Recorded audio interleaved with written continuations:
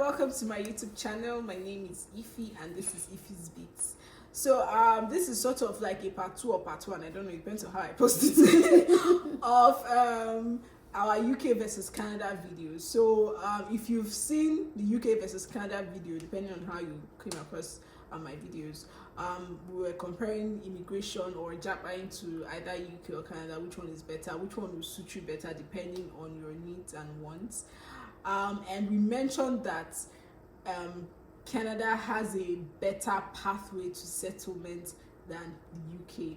Now this video is just going to be talking about what your life expectations should be as someone who is Japan to the UK using the master's route. So Karis is just breaking it down for us, what to expect if you Japan through the master's route. This is specifically the master's route. We're not so that the school routes where I'm using masters because what if someone goes before undergrad, but masters school route. For people who go through work visa, that's nurses, doctors, tier 2 visa, their own case is already probably settled from all the way from Nigeria. But we know that the most popular method of going is through school, getting your masters in the UK. So as a student in the UK, when you first of all come in, as a student you are limited to 20 hours of work. Okay. After school, then you have 2 options. More than 2 actually. 3. Probably you could decide if you find love.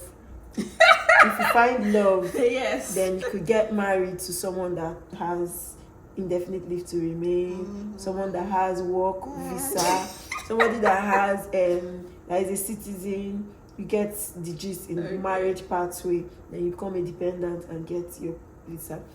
But then the 2 pathways for those that did not find love that can help them stay back, or those that came with love and their love is blocking them and they can't stay back. So there are 2 options. So there's the option of sponsorship and there's the option of post-study work visa. I'll talk of post-study work visa first. So post-study work visa, it's like it allows you to work, or it allows you to work without being attached to any employer within 2 years of your graduation. So within that period, it's more like a period for you to find work. Okay. To find work and get to see who sponsor you. But then you have to activate the post-study work visa after school. So you pay 2,000, I think it's £2,000. And is that a lot of money? £2,000. £2,000 is a lot of money, but you can get it. Okay. You can definitely get it. Okay. So within that period, you are able to pay your 2,000. I don't exactly know how it is for people with dependents, whether it's exactly 2,000 or they have to pay more. But as a single person, I know that you pay £2,000 for yourself to be able to stay back. I think after paying that, then you are allowed to now find work that doesn't need to sponsor you, because that visa allows you a space of 2 years to stay back.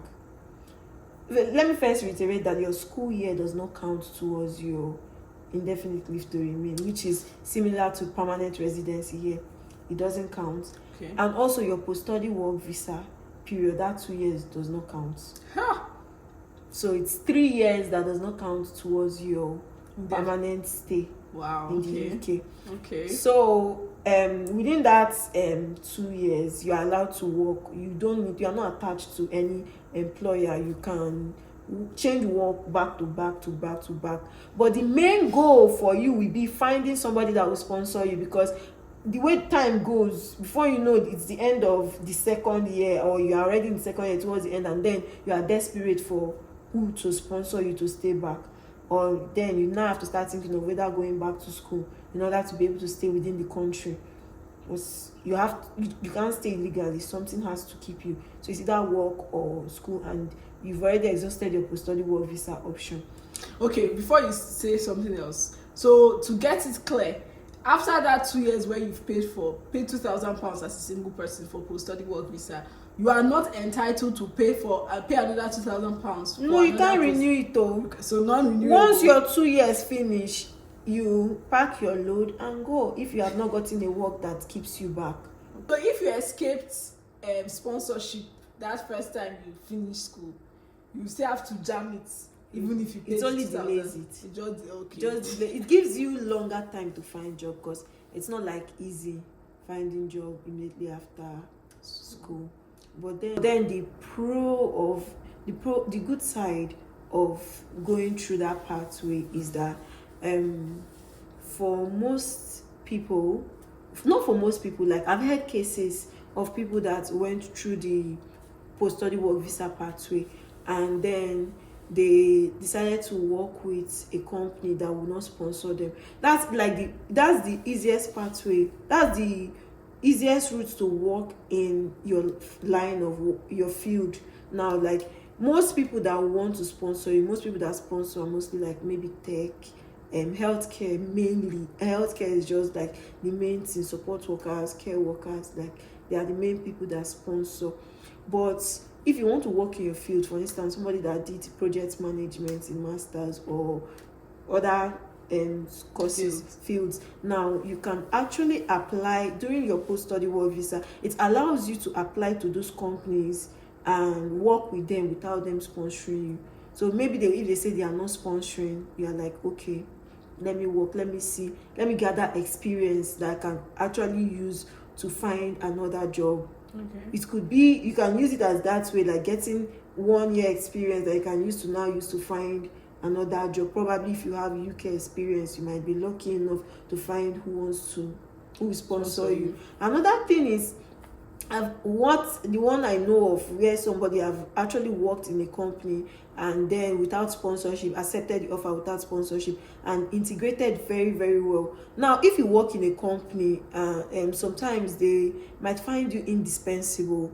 Like, hiring process is not very easy. No company wants to keep spending money and going through the hiring process. It's time consuming. It's not easy, because during that time where they have a space to fill, they are lacking a particular hand, so it's time consuming. So when you accept the work, you can go there, show them, wow them, just like do your thing, and at the end of the day they will want to sponsor you. Like, I've heard several cases of people. I know one that's actually volunteered, and then while he had his own normal work on the side, but they saw he was really good, and then they offered to sponsor him. I know of another person, this is actually one of our colleagues, that has gone through, and towards the end, they actually, when he was like he wanted to go, because he wanted to pursue a different pathway, which is our pathway to licensing and all, and they offered like, we are willing to keep you back, and he was like, no, because that's his priority. So sometimes you can get that lucky.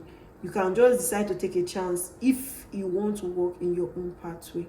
But then you might be unlucky too. Like, people like minimum wage jobs usually can easily reshuffle. Yeah. Like, you go, there's always someone to take the place. So those ones, if you end up working from one minimum wage job to the other and are not able to bag the one that you can actually work in and gain experience, then it's not easy.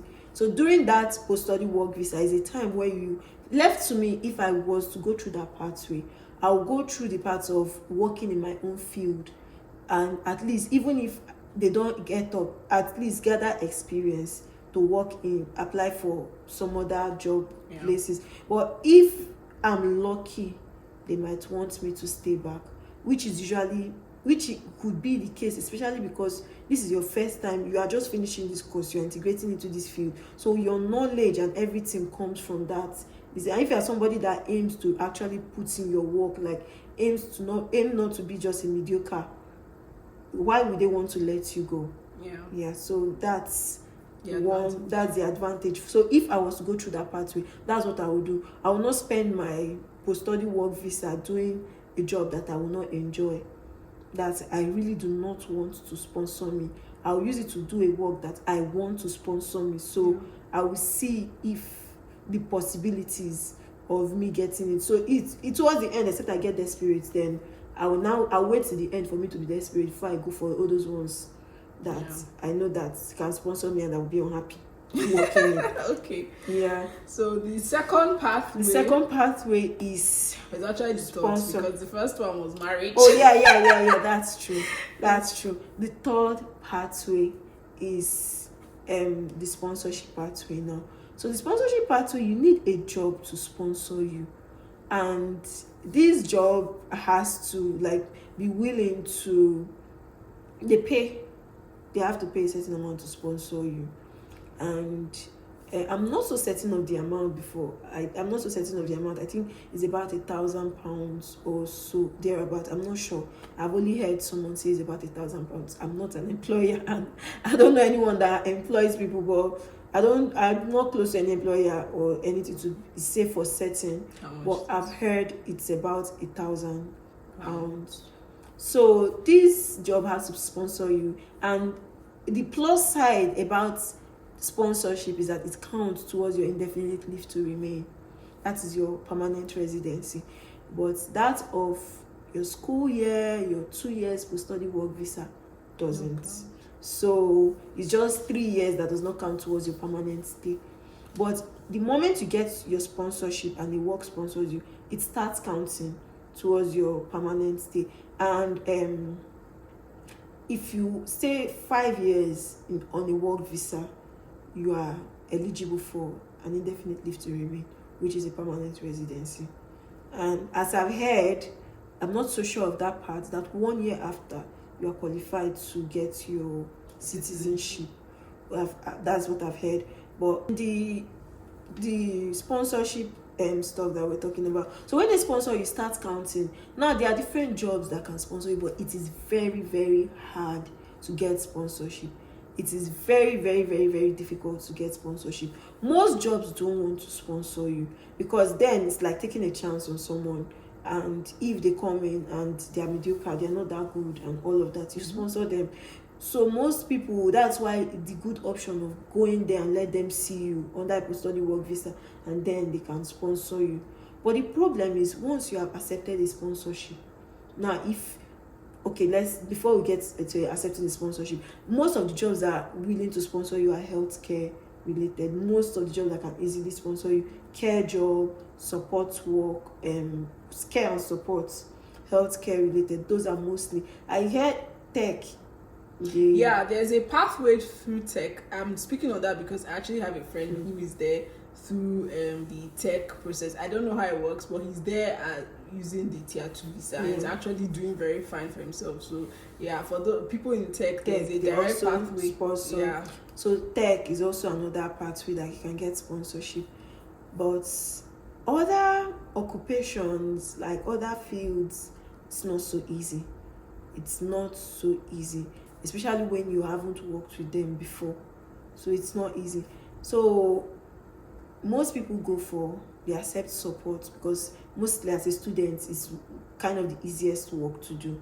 Care and support, like that is kind of the, not easiest, rather, that's the easiest work to get. To get, which I think now it's even becoming more difficult because of the post-study work visa. Now they have more hands. People before, after school, you leave after 6 months. So now they have more people staying back, because people are paying £2,000 for the you can. So even if you don't get sponsored, you can pay the £2,000 to stay, and they continue doing the work where they were working before until they're able to find something better.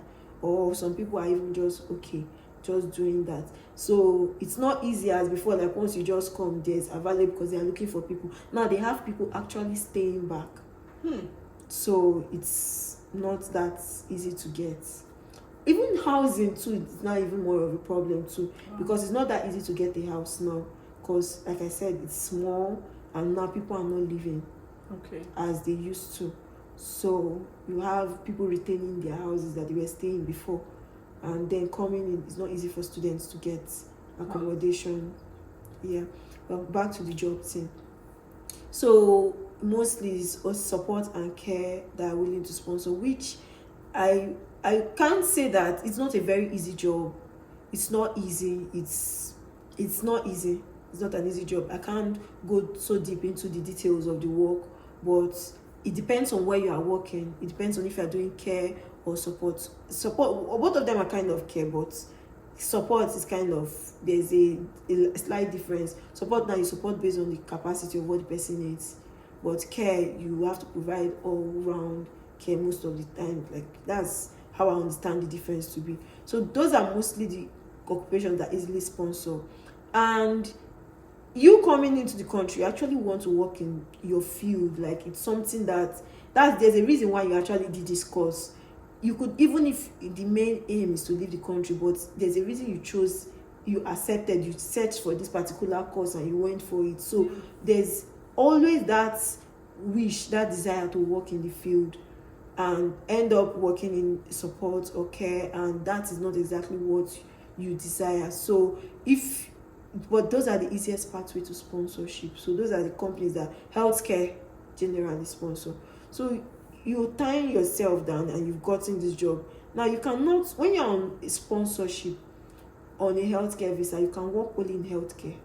Wow. So even as a side job, healthcare, that restricts you from even being able to pursue your field if it is not healthcare. Then a second thing is that now, if you are not happy with that job, you are not finding fulfillment, you need another sponsorship to remain. So you can't, if you leave, you have a very short window. Once you quit, you have a very short window to leave the country. Jeez. So you can't just like stay back without doing anything. You have a very short window to leave, maybe find another job from Nigeria and then come back. It's very, very, very short. But if you are in that job and you are lucky enough to find another job, your field that's willing to sponsor you, which is very rare. Especially since you're not even working in your field. Yeah, you've not even gained experience in your field, which is very difficult. So it's very, very rare. But then if you are lucky, fine. But if not, if you are not happy with the job and you are leaving, you kind of have to leave. You don't have the post-study work visa option anymore. Oh, so if you took sponsorship right from graduation, you don't have post-study work visa option? Yeah, at least that's what a friend confirmed, because he took the sponsorship and he wasn't enjoying the job, so he can't just like many times why can't you just go back, and it's like it's no longer an option. Wow. Because then you've already been sponsored, so you can't just stay back. But now, as a post-study work visa, you have the opportunity to explore.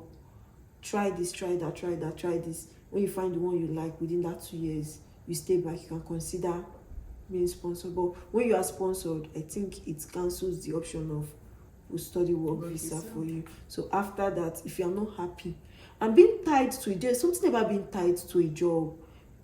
Being tied to being a sponsorship, being a job, it's not easy. Yeah. Because even if the environment is toxic,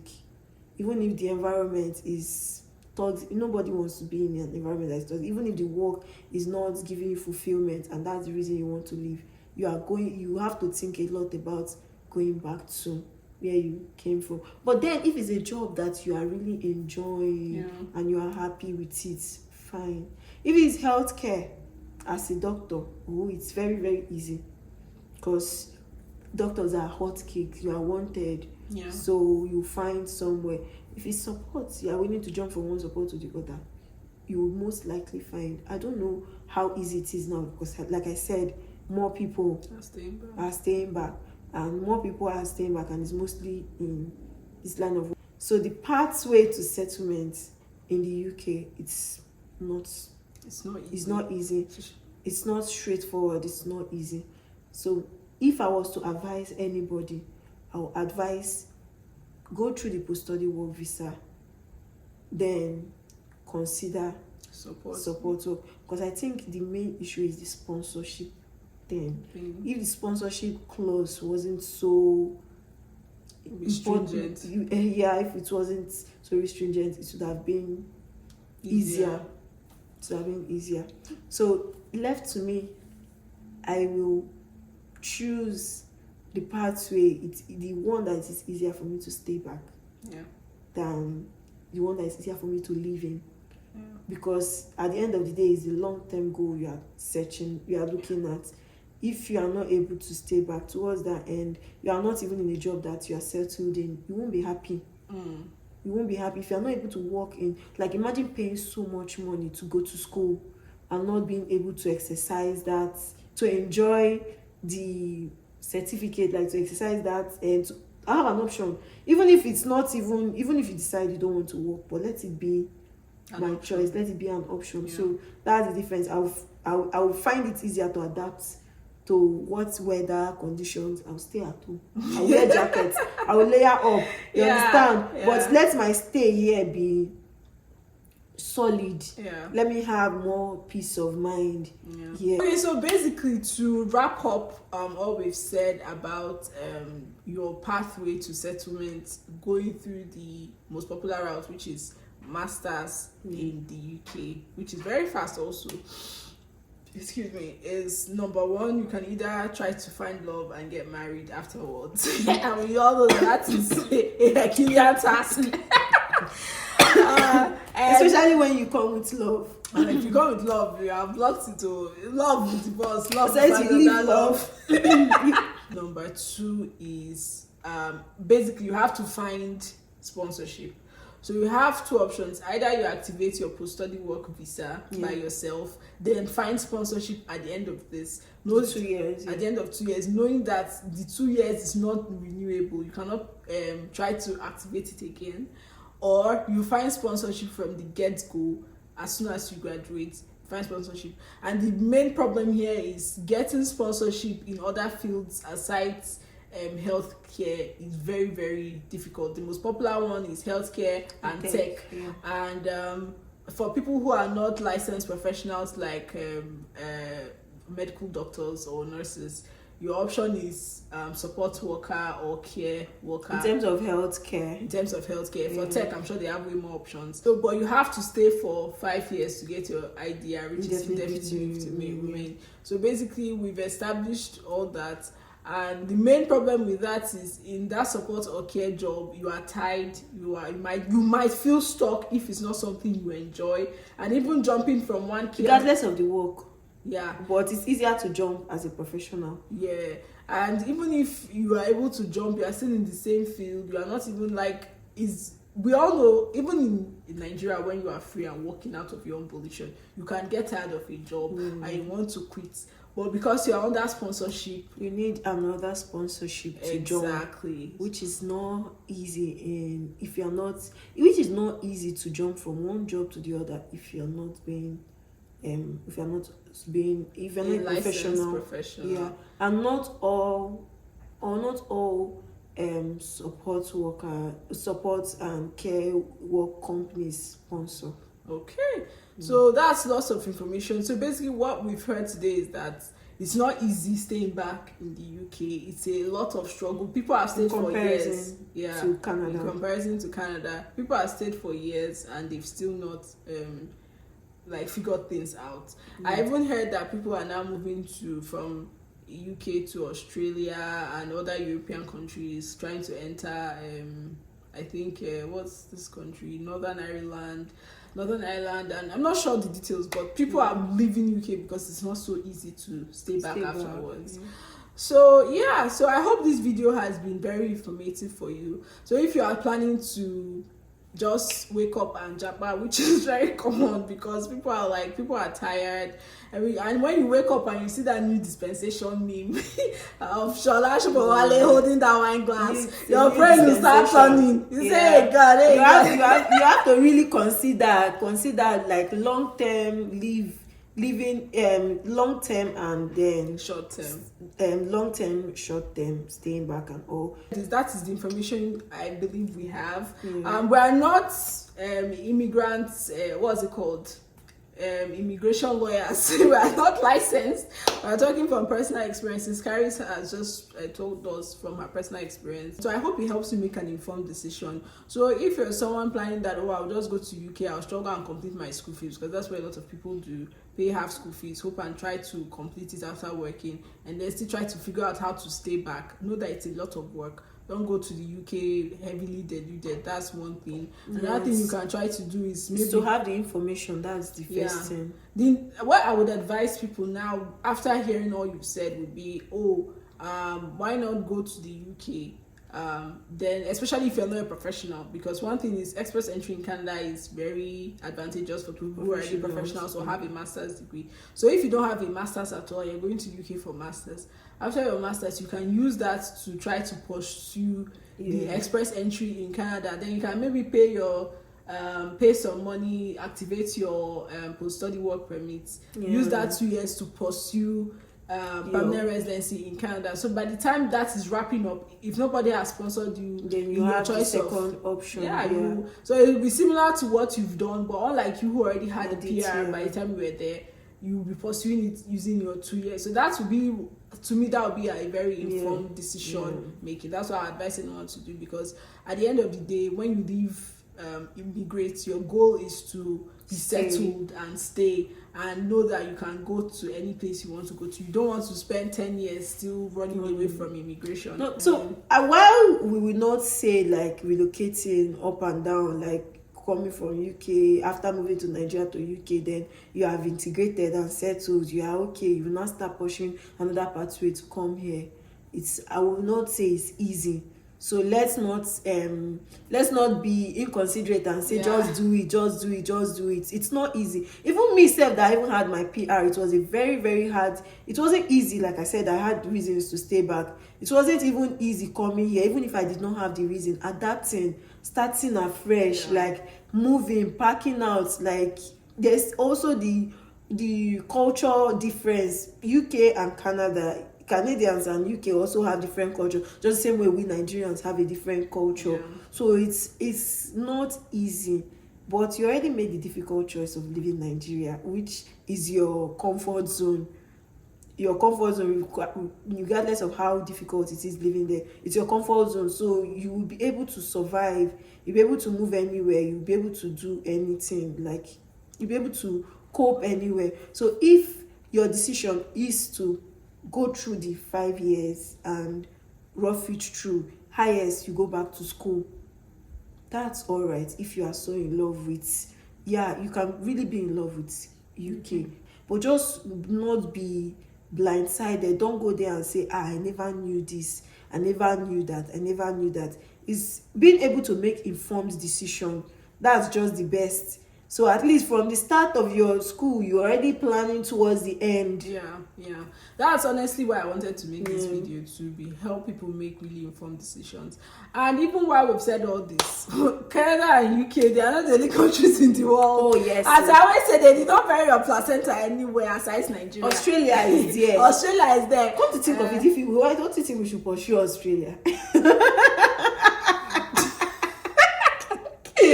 Countries, let me not enter that one. But countries are many, you can still go to other places anyway. But make informed decisions. So thank you very much, Caris, for helping us make this video and giving us all this information, because I did not have this information myself, so I had to depend on her. Thank you very much for coming. And if you've watched this video up to this point, please like and subscribe. If you have any more questions, you can ask in the comment section. If you want me to make a video or something else, or if you want Caris to come back and speak to us on something else again, you can always make that comment and I would invite her.